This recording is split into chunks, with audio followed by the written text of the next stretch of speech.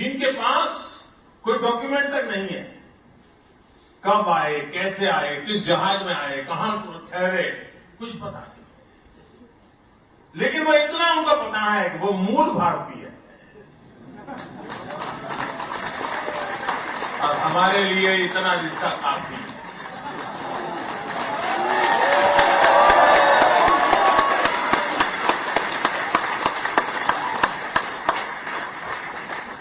और मैं चाहूंगा उन चीजों को हम फिर से एक बार कैसे अपने आप को जोड़ें। कभी कभार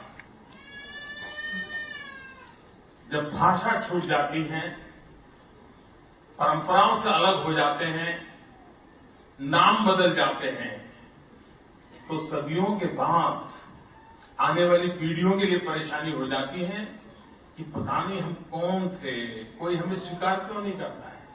यहां वालों को लगता है यार तुम यहां के रहो नहीं, बाहर वाले को हम बता नहीं पाते हम कहां से हैं। एक बार मेरे साथ एक घटना घटी।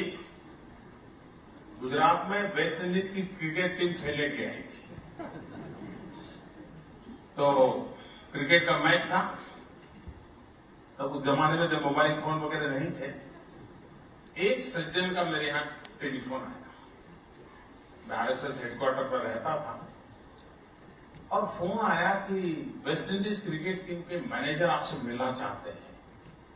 मेरे लिए बड़ा सरप्राइज था। मैं एक बहुत सामान्य छोटा सा व्यक्ति ही, मैं तो 30 साल पहले की बात कर रहा हूं, 35 साल हो गए। वेस्ट इंडीज क्रिकेट टीम का मैनेजर को, तो उस जमाने में तो क्रिकेटियर से हाथ मिलाना ये भी एक बहुत बड़ा जीवन का सौभाग्य माना जाता था। मैंने तुरंत उनका संपर्क किया। तो उन्होंने कहा मेरा नाम रिकी है, मैं वेस्ट इंडीज से आया हूं और वेस्ट इंडीज में फलाने फलाने व्यक्ति ने आपका रेफरेंस दिया है। मैंने कहा जरूर मैं आपसे मिलने आता हूं। ये उन्होंने रिकी कहा तो मुझे समझ नहीं आया वो है क्या चीज,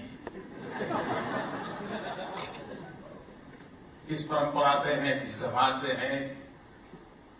मैं गया तो वो तो बिल्कुल हिंदुस्तानी जैसे लगते थे और उनकी पत्नी भी साड़ी वगैरह पहन करके बैठी थी। मैंने कहा ये रिकी है? तो बोले पता नहीं ये नाम हमारा कैसे बना है, लेकिन मेरी पत्नी का नाम बोले सीता है।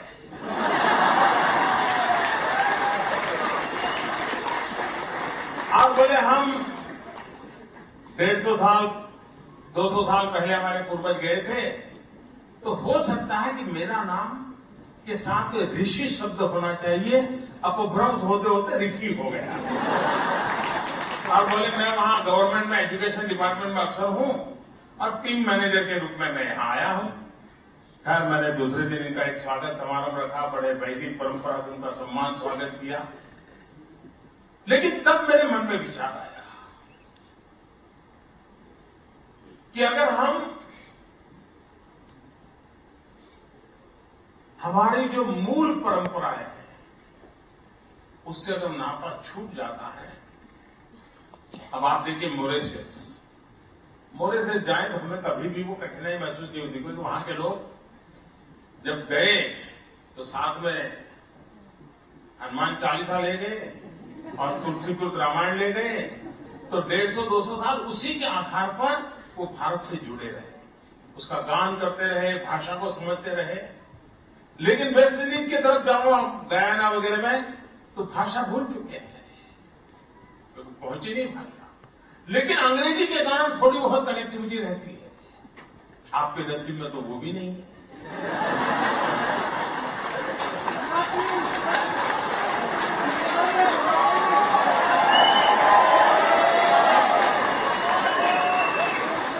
आप इसलिए जो भी अपने आप को इस परंपरा की विरासत से साथ जोड़ता है उसने कोई न कोई संपर्क रखना चाहिए। मैं इस प्रकार से उत्सुक सभी परिवारों से कहता हूं कि आप, अब तो इंटरनेट का जमाना है, सोशल मीडिया का जमाना है और मैं बहुत इजीली अवेलेबल हूं।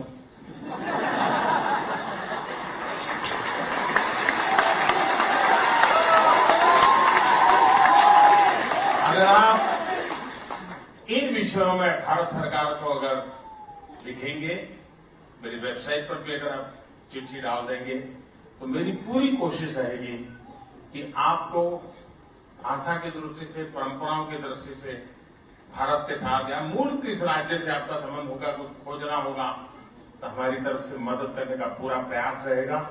क्योंकि ये नाता हमारा बनना चाहिए। क्योंकि मैंने पूछा यहां पर, तो बोले मूवी तो हिंदुस्तान की देखते हैं, लेकिन जब तक नीचे फ्रेंच भाषा में कैप्शन नहीं आता, समझ नहीं आता।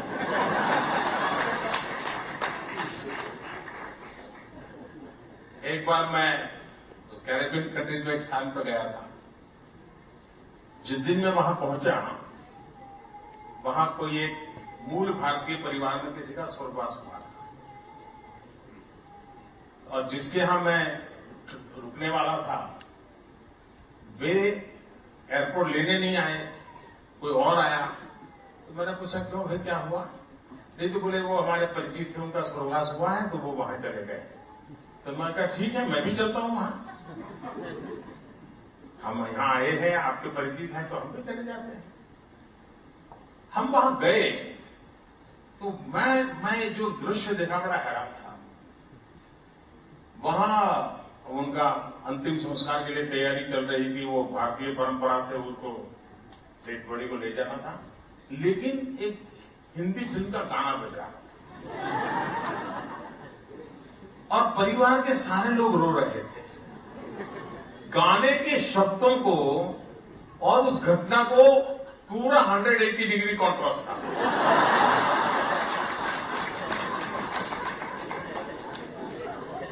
शोक और मृत्यु से उसका कोई लेना देना नहीं था,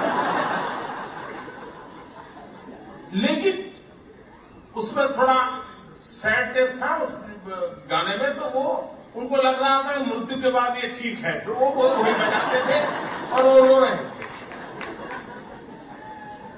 तो फिर मेरे मन में विचार आया कि कम से कम अब जो भी वीडियो, जब उस जमाने में तो वीडियो था नहीं, लेकिन मुझे लगा कि इनको हिंदी फिल्म सॉन्ग हो तो उनको अपनी लैंग्वेज में ट्रांसलिटरेशन भेजना चाहिए, उनको समझ आना चाहिए शब्द क्या है।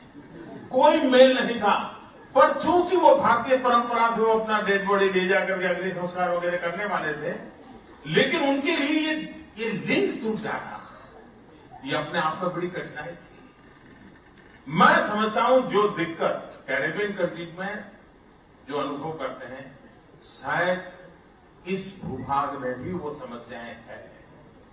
उन समस्याओं का समाधान भारत ने और आपने मिलकर के करने का प्रयास करना चाहिए। और मैं आपको विश्वास दिलाता हूं, मैं आगे के हमारा नाता कितना गहरा बने, सरल बने, और आगे वाली पीढ़ियों तक कैसे सरल बने, उसके लिए जो कुछ भी करना होगा।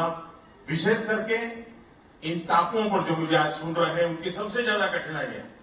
बड़े स्थान पर रहने वालों को शायद उतनी कठिनाई नहीं होती है, लेकिन जो दूर छोटे छोटे टापुओं पर बसे हुए भारतीय लोग हैं, मेरी तरफ से पूरा प्रयास रहेगा कि आने वाले दिनों में उनको किस रूप से मदद हो सकते हैं